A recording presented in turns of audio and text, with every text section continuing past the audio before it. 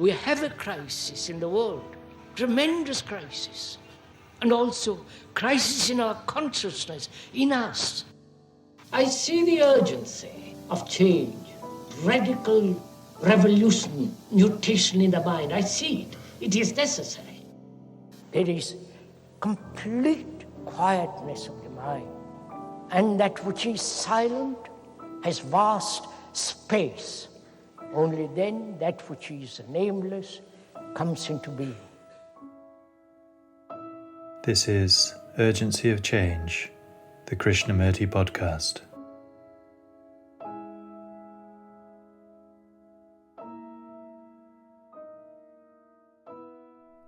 If you're concerned about your own children, what is your responsibility?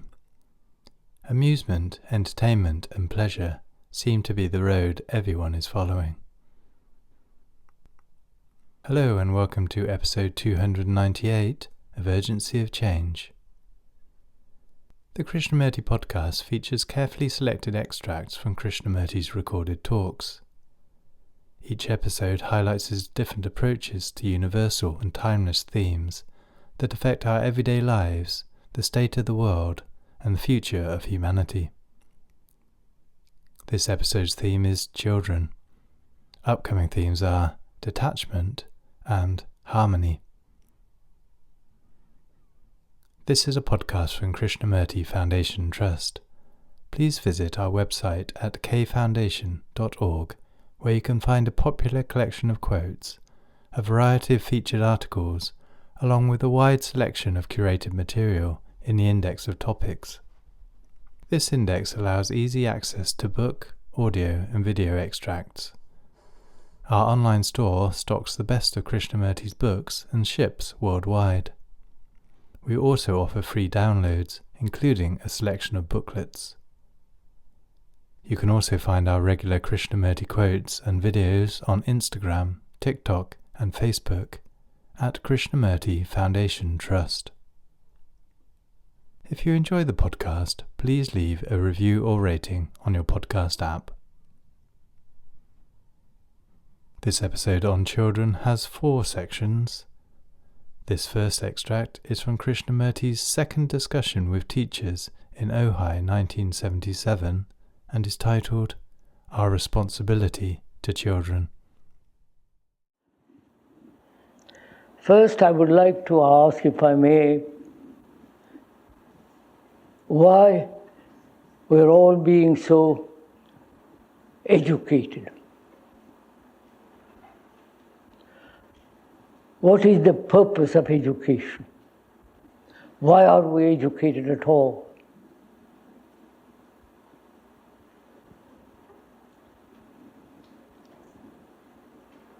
And we're asking this question because one sees what is happening in the world, the wilderness of the world, the great catastrophes that are taking place, violence, terrorism, and all that. Immoral, a society that is thoroughly immoral. So one asks, what is the meaning of education? Why are we educated? And will all education lead to this chaos? I think it is a fundamental question which one should ask.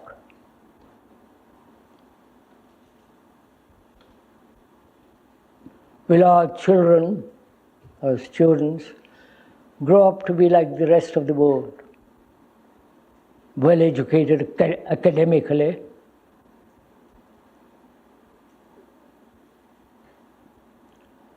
and totally disregard the other parts of human existence, the psychological, inward cultivation and flowering of all that.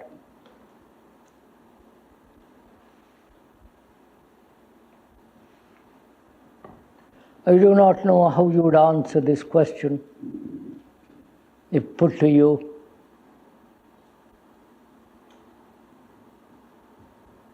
Is education concerned with only one part of the human existence, that is the cultivation of memory, which is called knowledge, gathering information, and according to that information, knowledge, act efficiently, sanely, rationally, objectively, or with that knowledge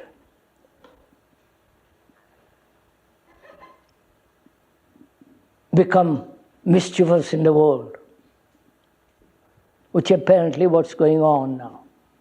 Are we concerned with partial cultivation of the mind and not at all concerned with the whole of the human existence? Fears, sorrows, the ending of sorrow, love, compassion, all that is involved seems to me in the proper kind of education.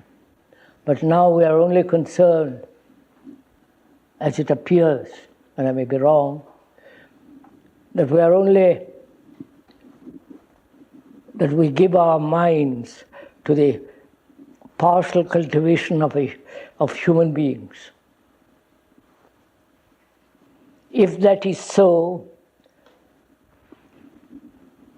that is, we are not cultivating the whole of human being, but only a very small part of it, then how is it possible to consider, go into this question of the flowering of human goodness?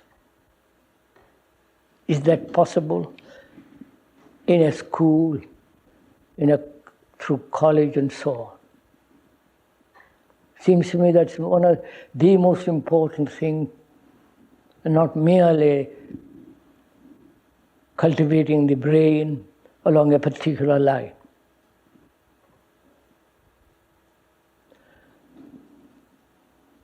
Is it possible, psychologically, inwardly, under the skin as it were, to bring about a different human being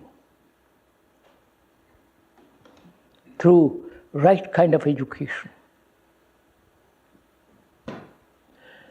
Human being who has technical knowledge and so act skillfully in a world that is in which he has to live,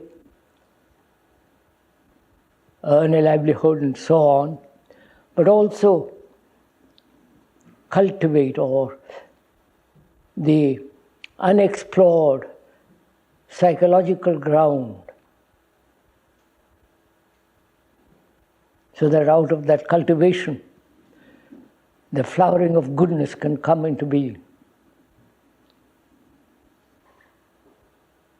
Is that at all possible in a school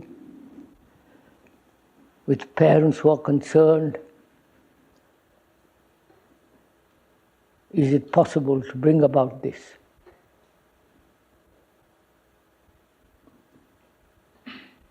Or we have lastingly committed to one pattern of activity and disregard the rest?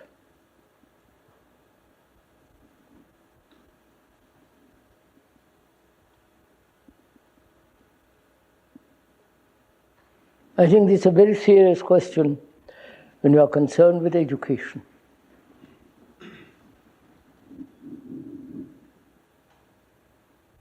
The total disregard, as it appears right throughout the world,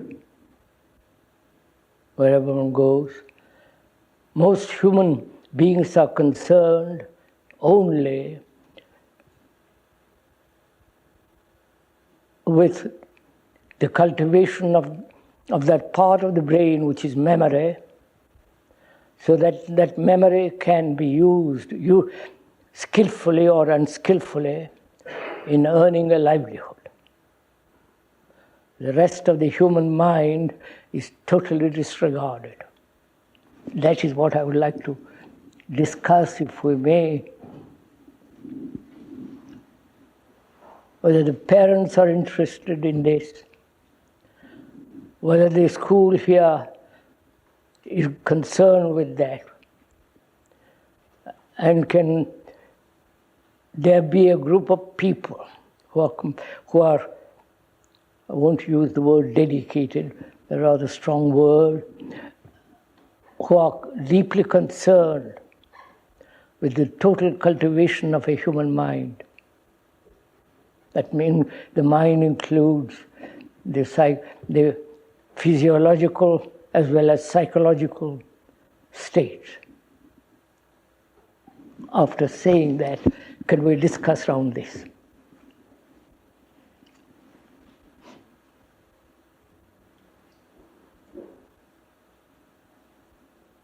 If I was a parent,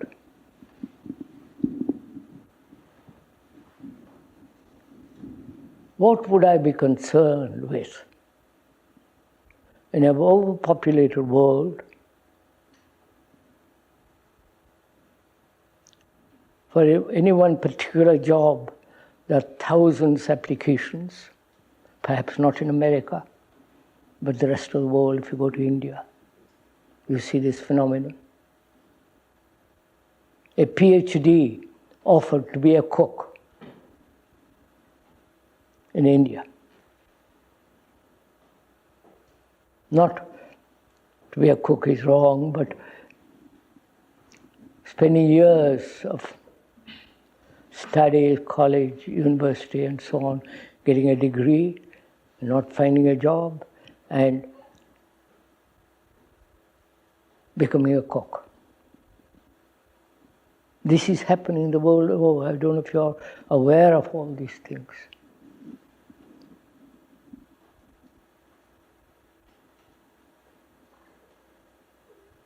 And if I was a parent, what should I do?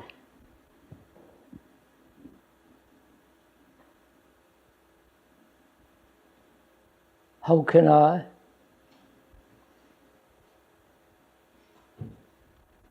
help my son or my daughter to demand not only the excellence of technological knowledge, but also the excellence of moral behavior,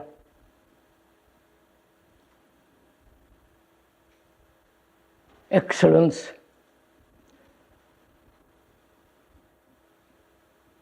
in my relationship with others, and excellence in the cultivation of love.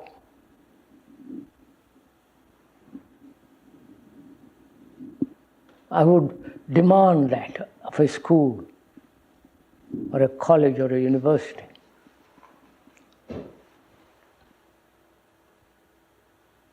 If they do not supply all that, what shall I do? Apparently the world is not concerned with all that. The universities are not concerned with it. Colleges and schools, it has no meaning to them. But I have a couple of children, and I love them, and I want them to be totally different human beings. Not the mediocrity of the world. What shall I do? You understand, sir? That's my problem. What's my responsibility?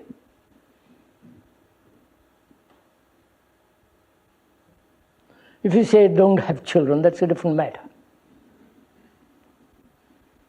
But unfortunately or fortunately, we have children. What shall I do with them? We'll take care of them with such great care when they're babies, with such pain, with such tenderness, and so on. And after the age of 5 or 6 or 7, they disappear. We've lost them. They are conditioned by the rest of their children. The school conditioned them much more, and so on, right through life, right through university. And they are there, caught in a pattern which seems so difficult to break through.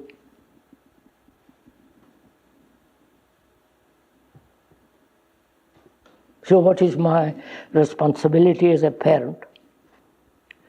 If I take the responsibility really very seriously, what is a parent to do if he demands this? And most parents, unfortunately, I may be wrong, do not want all this. They want their children, especially in the West and the East, and not America, to have a good degree, to get a job if they can, and settle down to the good old pattern of life, the establishment. You may overthrow the old establishment, but you can form another new establishment. The new becomes the old, and so on. The pattern is repeated over and over again, whether it's the communist world or in the democratic world and all the rest of it. One has observed this very closely if you travel, as the speaker does, India, Europe, and America, and other parts of the world. You see this phenomenon going on endlessly. Tradition,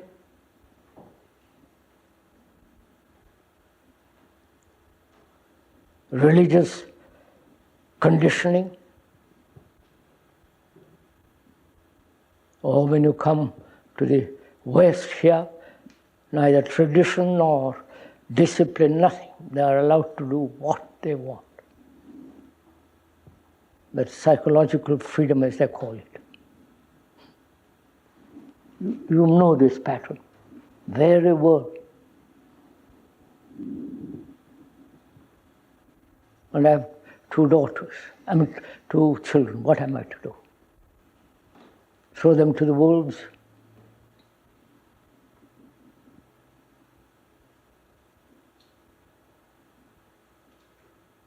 I can't keep them at home. I haven't the time.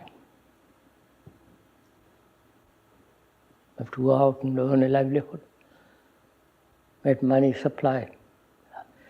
But my wife also wants to go out. She says, I don't want the burden, the boredom of having children. Right, sir? So that's what's happening here in this country.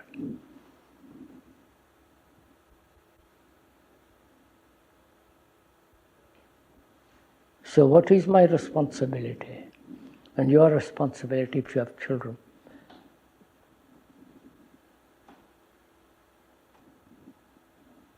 Are we concerned at all with society?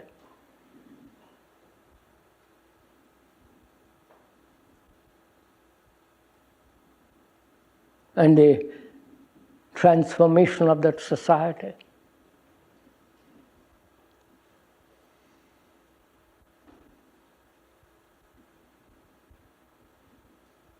As it is, which is greatly immoral, and my children will become like them,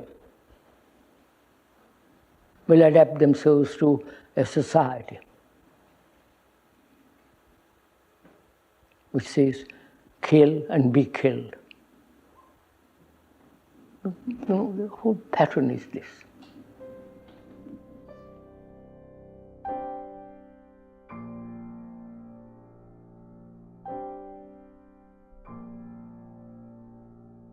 The second extract is from the third discussion with teachers in Ojai in 1975 and is titled, Can Children Live Without Conflict? We were saying, I think if I remember rightly,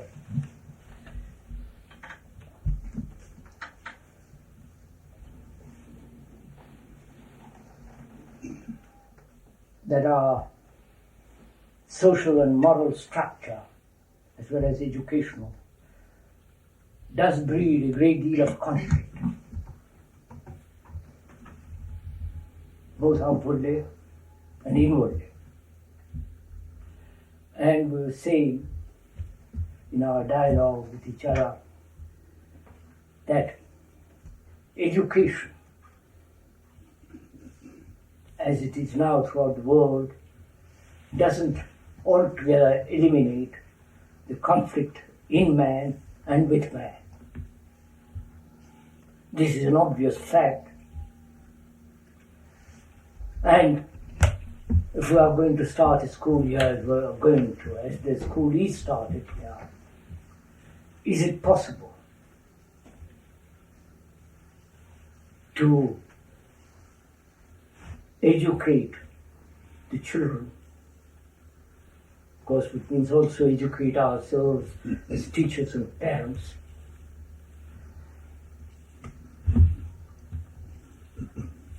To live a life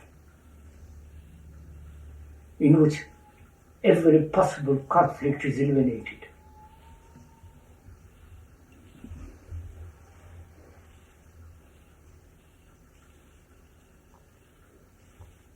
Most of us think, I think, probably, that certain kind of conflicts are necessary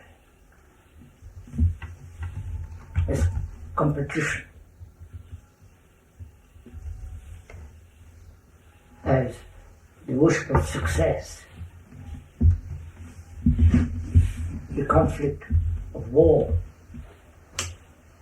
conflict in relationship. Many people accept that conflict does bring something good out of us. And if we were asked in our education, here, in our discussion and dialogue, whether it is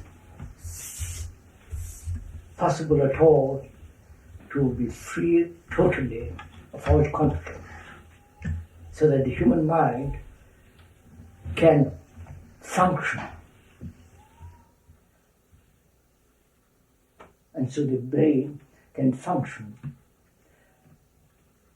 in wider and deeper fields. That's what we were talking about the other time of lecture.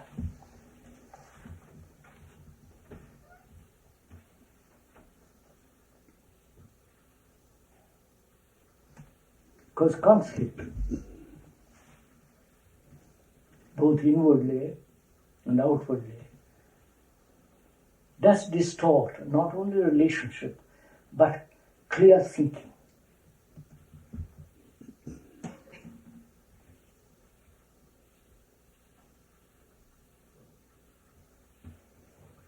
And our society, our culture, is based on this conflict.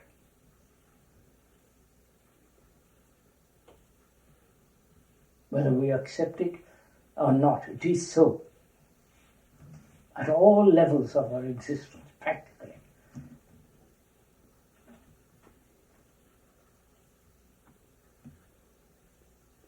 And where there is conflict, can the human mind develop or change radically in other fields of its own capacities?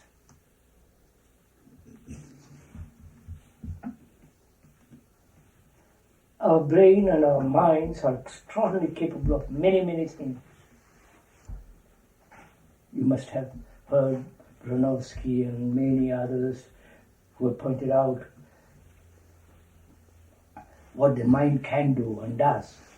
both technologically and in his capacity to investigate various fields, biology, architecture, science, and so on, so on, so on, so on. But in their development or ascent, one has not eliminated altogether this conflict in oneself and therefore outwardly.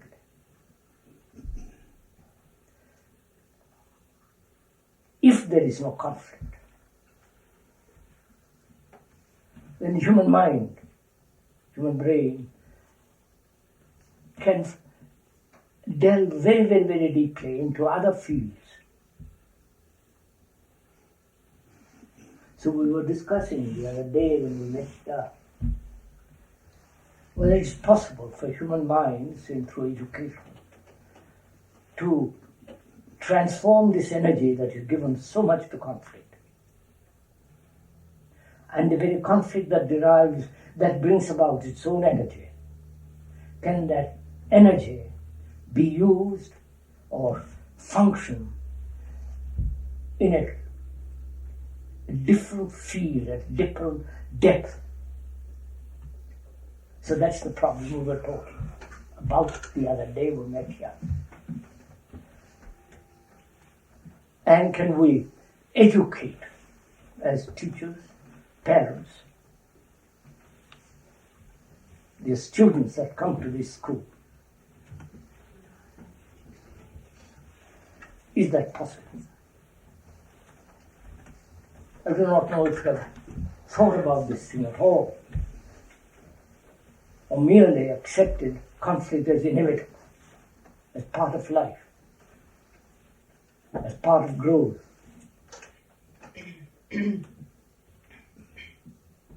One questions very seriously whether there is a growth based on conflict.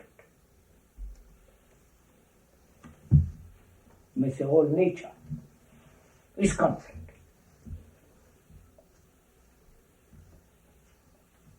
Big trees don't allow little trees to grow under them. Little things living on smaller things. The big beasts living on little beasts. The everlasting killing, the everlasting struggle, effort, right through man's existence, both in nature and in man.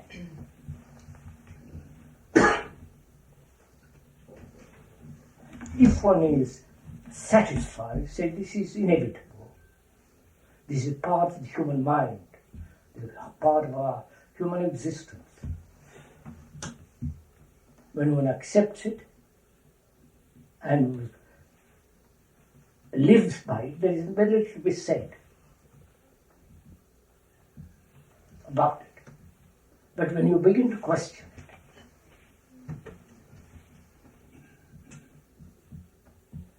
and you begin to inquire into this whole structure of conflict in which man has lived from his birth to his death,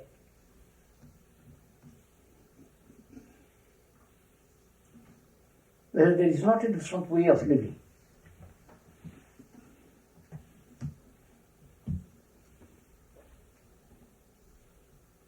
And education has never gone into this. Religions have said we must live peacefully. They don't mean a word of all that. Because the priests themselves are in an everlasting conflict between themselves and with their neighbor and all the rest of it. So if one sees the error or the destructive nature of the conflict, struggle between man and man, and also within oneself,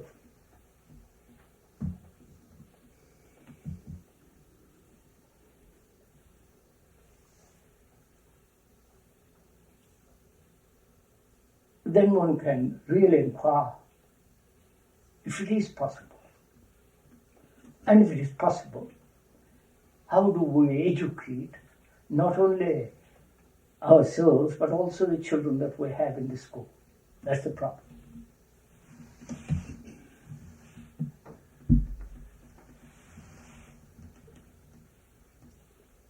Please, this is a dialogue, a discussion, an exchange.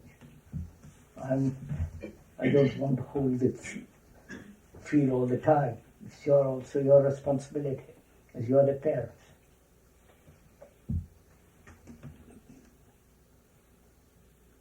Whether you think this is a utopia, but there have been so many utopias, therefore something unpractical and unimaginable. Perhaps you can imagine, but not unreal. But if one is serious, well, the society in which we live is degenerating, is totally immoral, and so on, so on, so on. And if one seriously inquires into this question,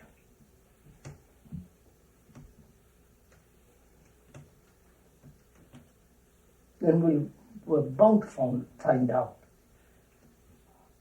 not theoretically, but actually,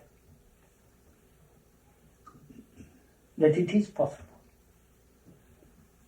So can a parent, can educate, can live together, bring about a school, a place where children can find this out.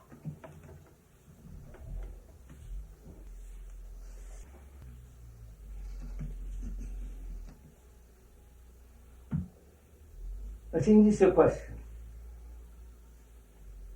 probably that was not faced and resolved, probably never even asked,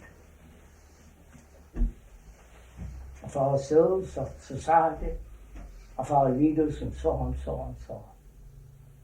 Probably it's never occurred to us. What is the quality of a mind that has had no conflict at all?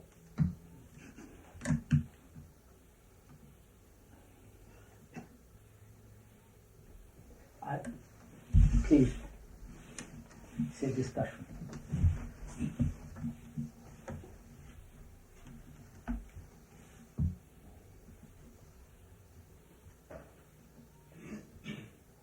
What we are saying goes totally against all tradition.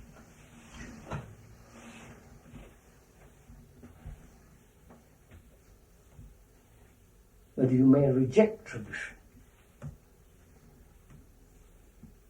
on which you have been brought up. But this is one of the basic traditions, among so many others, of which you are unconscious, of which you have never questioned.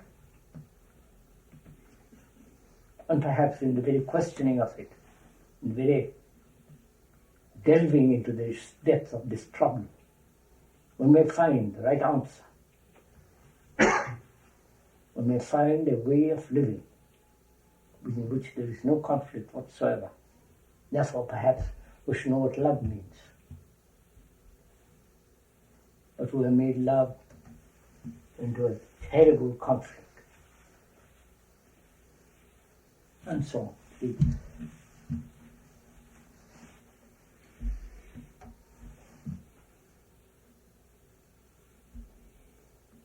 We've talked to great many priests about this, politicians, to some of the cabinet members of governments in different countries.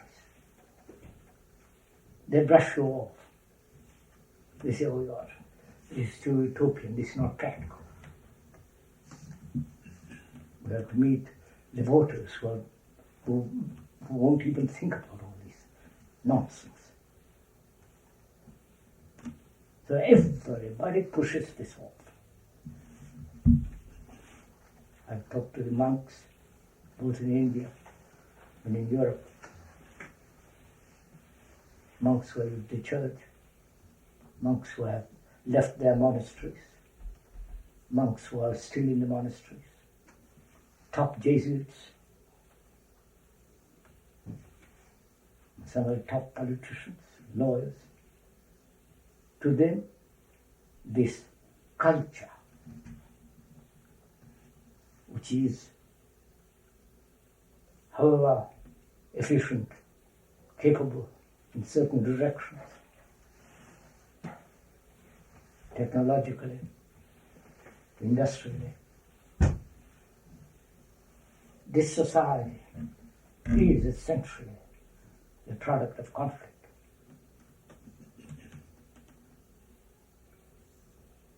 Which means competition.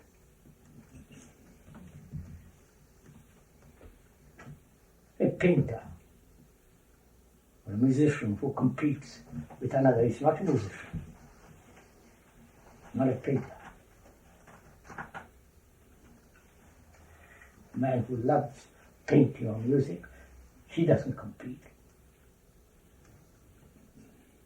The thing is born of it. So can we, as a group, parents, teachers, have a school with children who will understand this,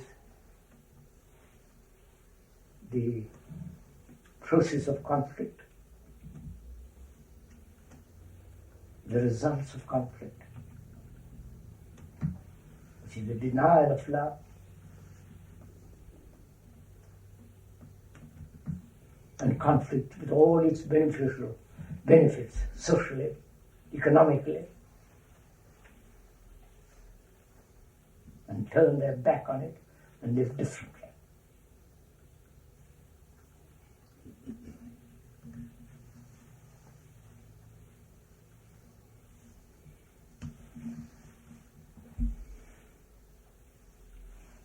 Some of you, sir, are educators, like Dr. Green and others.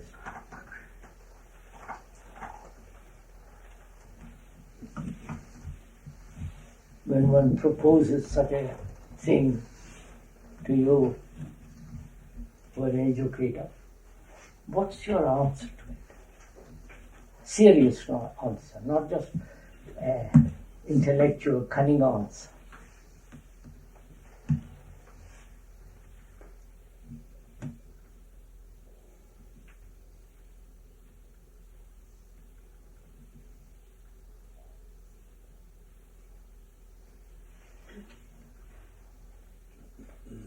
Is it possible to educate children who are already violent,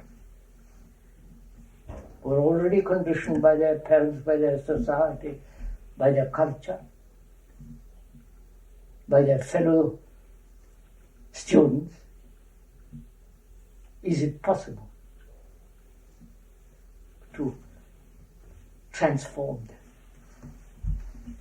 from this everlasting, endless battle?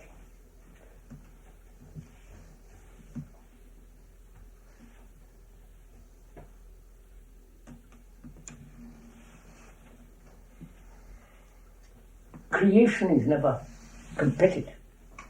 Inventiveness is.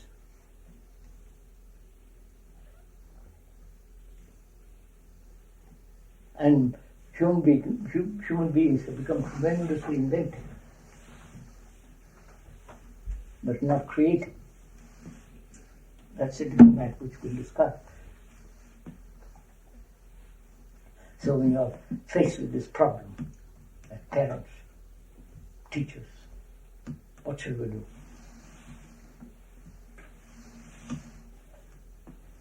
Are you interested in this kind of thing? Or you just vague utopia and you brush it off?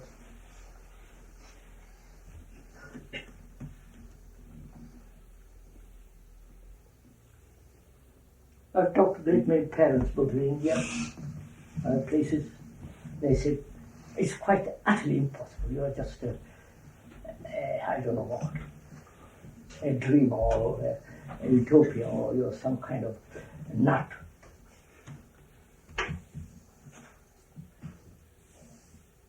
They never face the problem. By condemning you, they think they have solved it.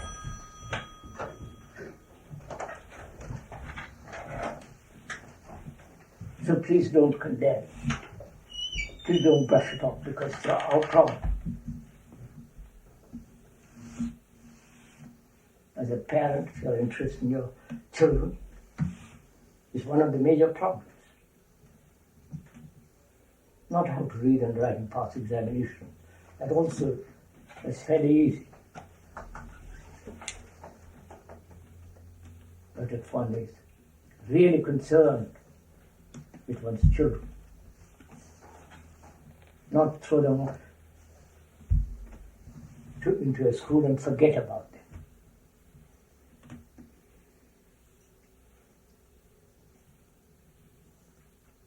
It's one of the cruel things of a boarding school where the young children are sent away.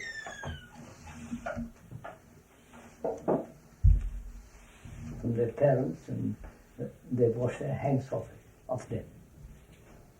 Here we don't want to do that. What we want to do is that the parents, the teachers, are responsible for the whole thing.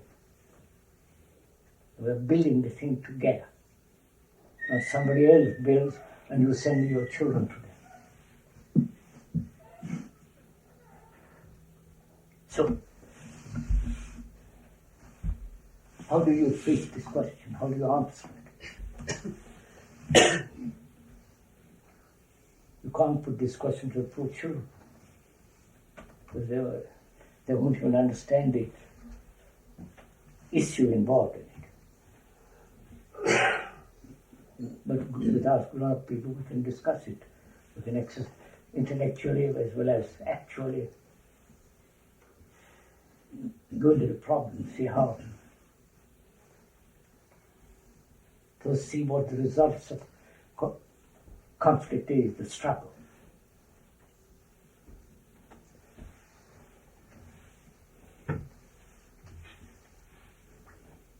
And there is a different way of living altogether.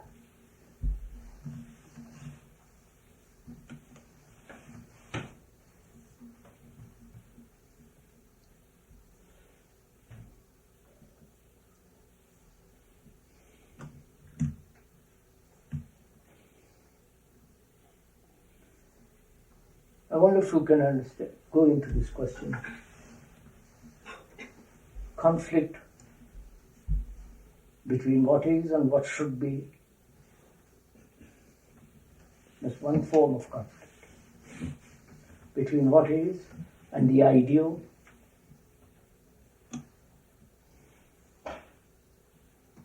The conflict of the past with the present.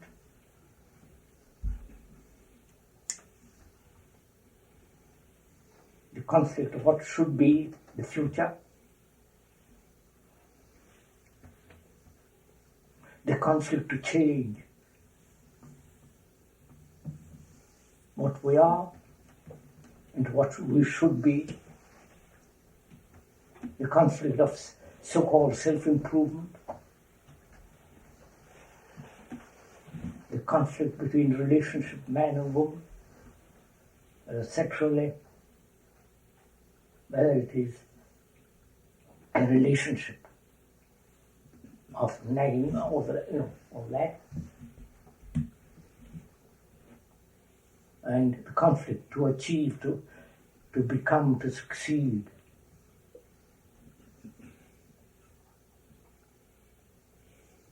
The conflict of vision, black and white and the purple and the blue and all the rest of it.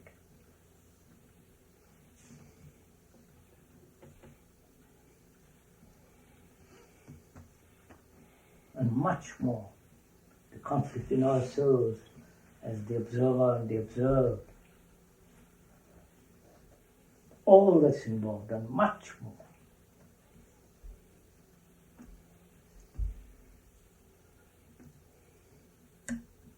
being frightened, and we go through endless conflict to escape from it, suppress it, avoid it, forget it.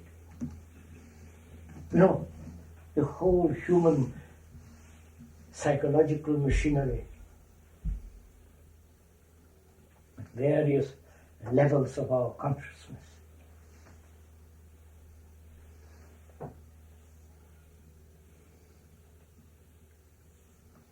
And it's all possible.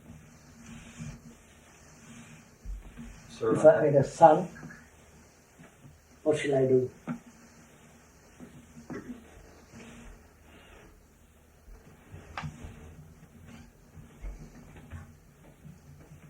If you had a son or a daughter, you have lived through endless conflicts.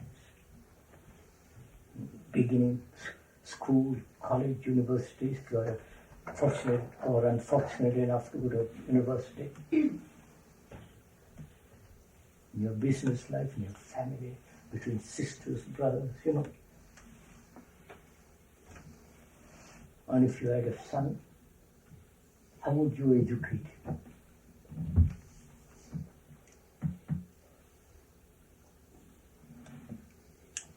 If you don't accept conflict as the inevitable way of life,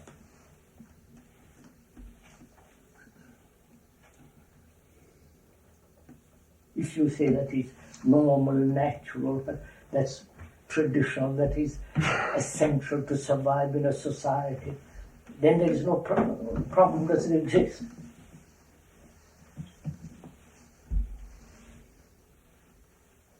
Like saying, it's inevitable to lie. And there's no question about it. But if one begins to question the whole structure,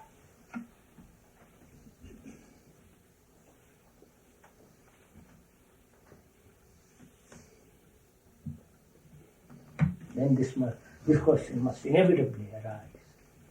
How to educate one's children.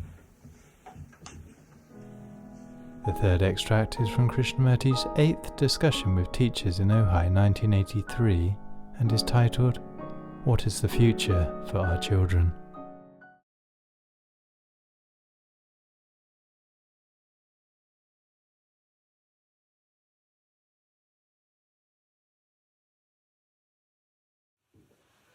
I wonder what is the future of your children. Not only that come to the school, but also children of America, children of Europe and so on, Asia, India. What is their future?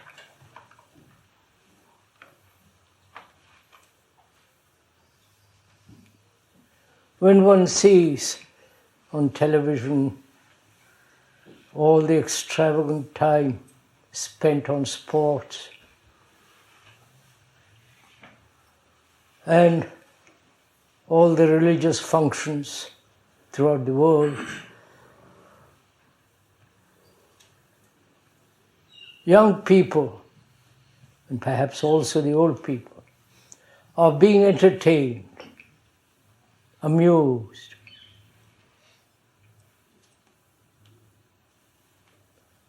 They're entertained about their food.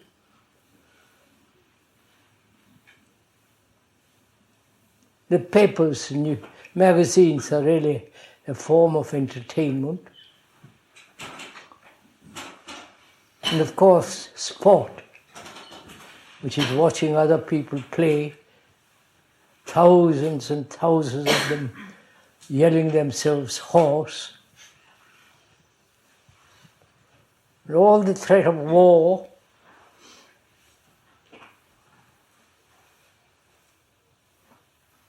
and the religious,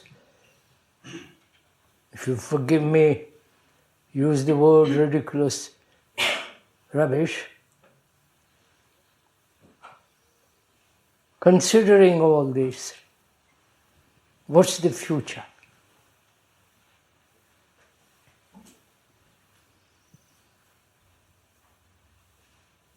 I think this is rather an important question for us to consider.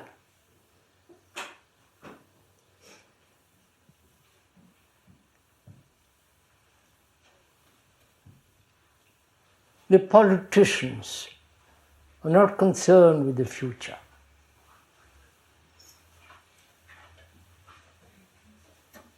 They are concerned with perhaps the next election, but not the future of mankind.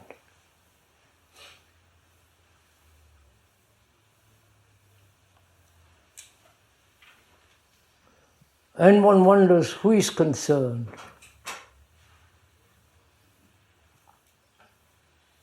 With the future of your own children and the future of man. With the computer, with the vast technological business, what is going to happen to the human mind? Are we going to be everlastingly be entertained?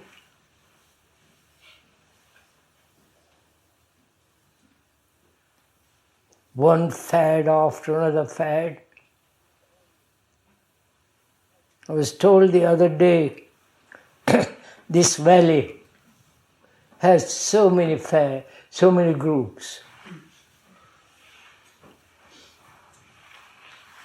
Divided, each one so-called self-fulfilling. And the psychologists and others encouraging that each one should fulfill instantly or a little later his own desires, his own urges, no restraint. So when one observes all this, more so in this country, and this country is perhaps the leader in this, which is spreading all over the world. What's going to become each one of us and also our children?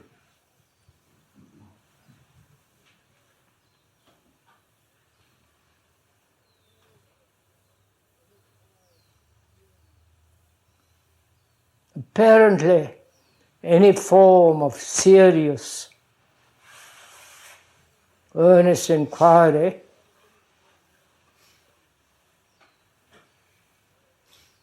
is rather limited to very, very, very few.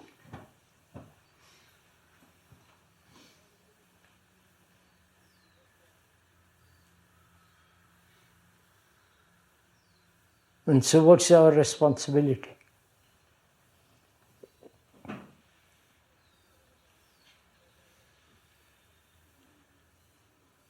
Responsibility not only towards our family, but also to the rest of human beings.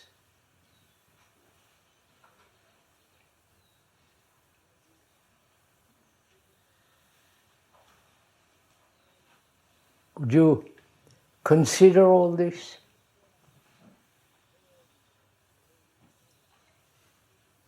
And if you are concerned about your own children,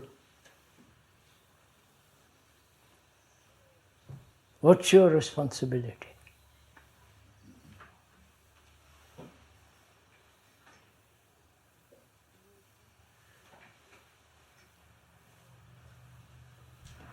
Amusement, entertainment, pleasure, that seems to be the road that everyone is following. Not only sexual pleasure, but every other kind.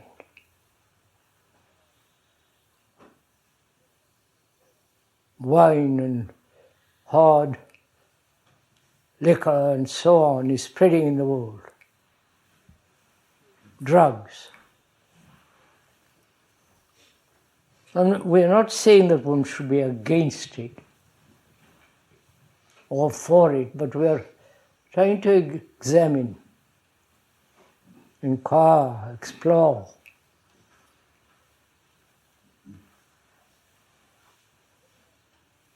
What's going to happen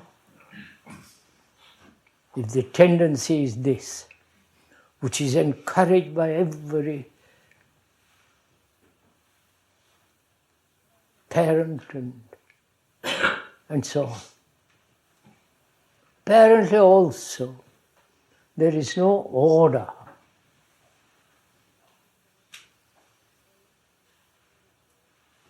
In our own family, no respect for anybody.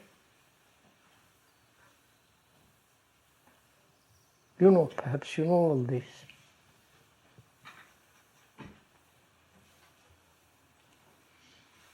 So when it comes from India and Far East, where there is still a certain amount of restraint imposed on by the parents, certain respect for their parents, which is fast disappearing. And you come towards the West, passing through Europe, where there is still certain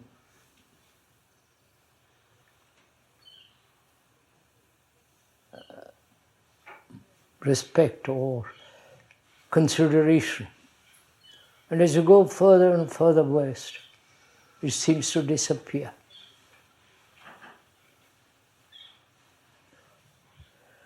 One may be totally wrong in one's observation.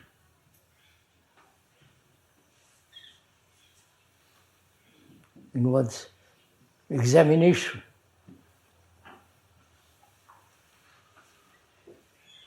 And if one is wrong, incorrect, you ought to please consider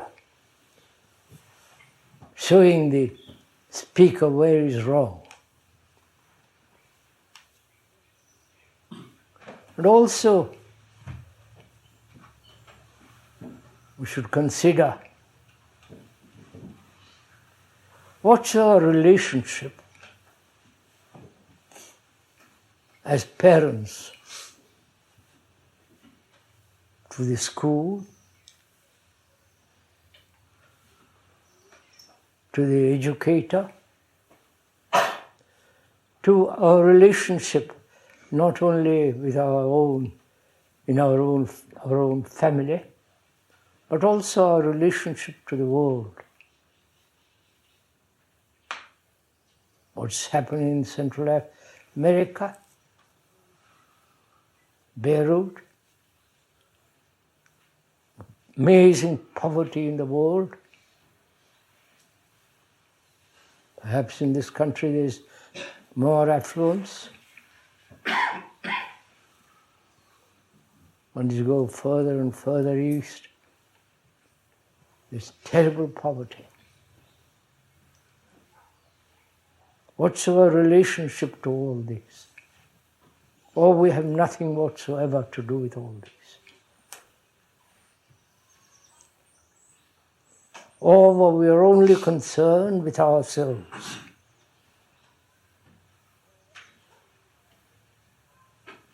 Ourselves, our own family. Primarily with ourselves.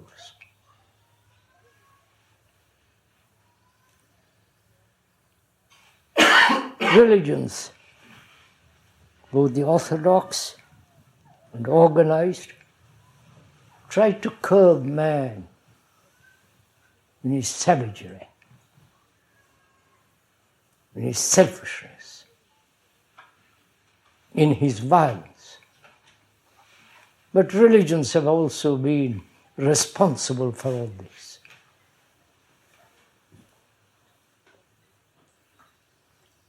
Perhaps one may be wrong and perhaps you correct it. Christians have killed more than anybody else, other human beings. Perhaps only Buddhism and Hinduism, as religions, have not slaughtered in the name of God.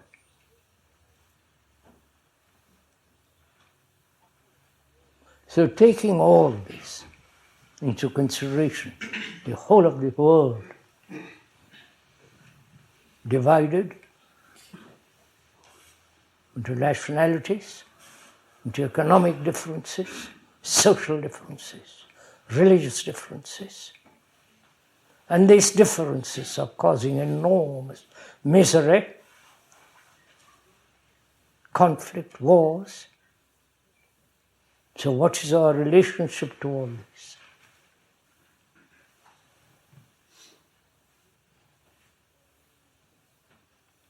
Do we shut our eyes to everything else except to our own desires, to our own fulfillment, to our own pleasures? Or is it we say we can't do anything about all this? It's too vast, too complicated,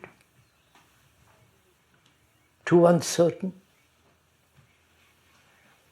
Or do we say we need a new leader, political, religious, a new statesman, a new religion and all that stuff? So what is your responsibility?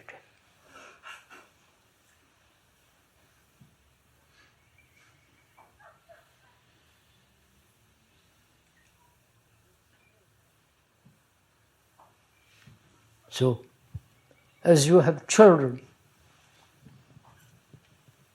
and you're here from our most respectfully, what's the future of your own children? Living in a society that's geared to pleasure,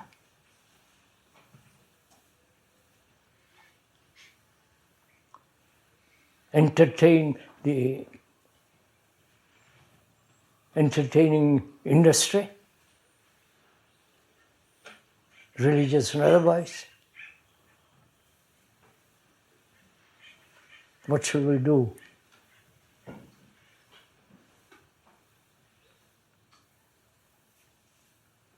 Somebody has to answer this question.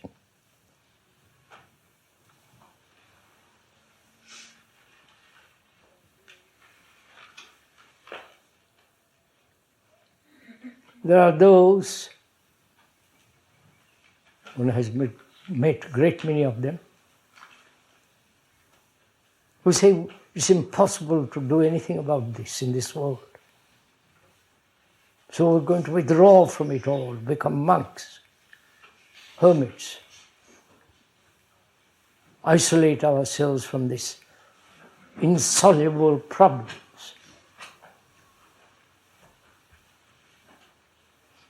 That's rather an easy escape from all this. So we must start, for me, if one may point out,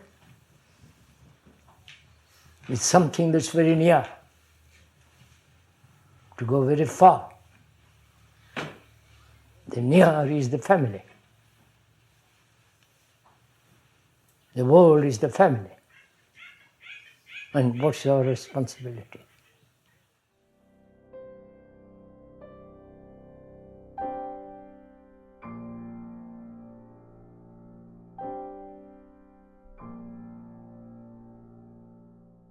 The final extract in this episode is from the first question and answer meeting in Bombay, 1985, and is titled, "Do you love your children?"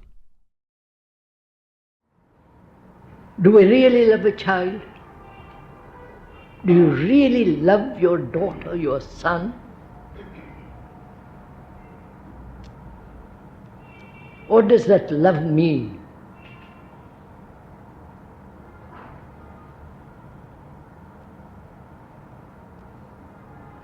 If you loved your daughter or your son really, deeply, then would you allow that child to grow up and be caught in this tremendous conflicting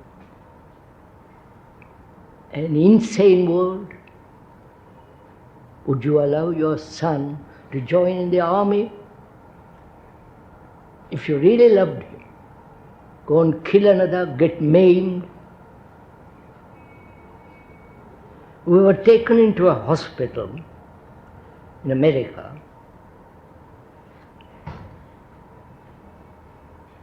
by a very well-known doctor. It was a hospital very, very few people go to, not allowed. And there were people there without arms and legs, without eyes, shattered faces.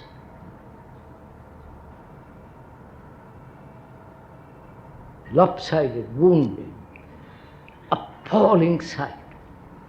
That's the result of war.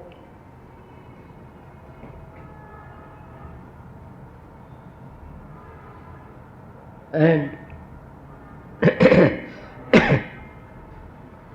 their mothers have said, we loved our children. And they end up there in this hospital. I wonder if you realize all this. Some had gone insane, put in straitjacket.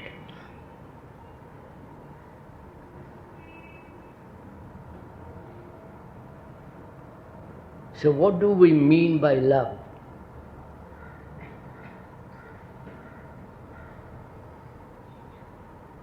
Do you want them, your children whom you love, to enter into this insane world?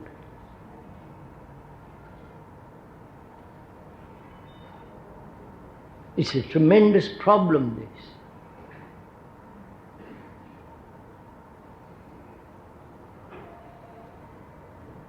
But you have to enter into that world. You have to have an occupation. You have to earn a livelihood. You can't just withdraw from the world, because you are the world. So the mother asks, what shall I do? Knowing the society is so corrupt, so extraordinarily unbalanced.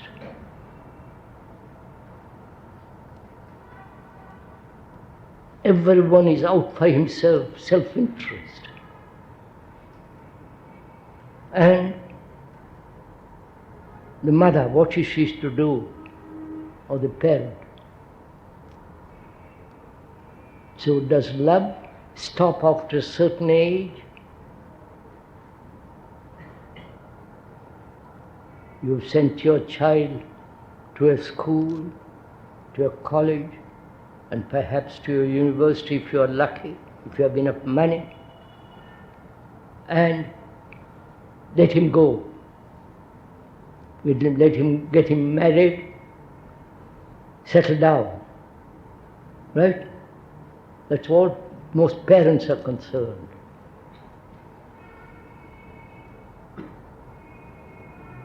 And this is called love. And we are questioning that whether that is love at all.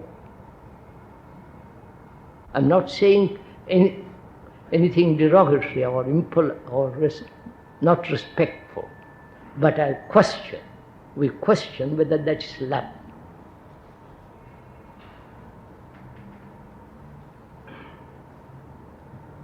If you really deeply loved It means something totally different.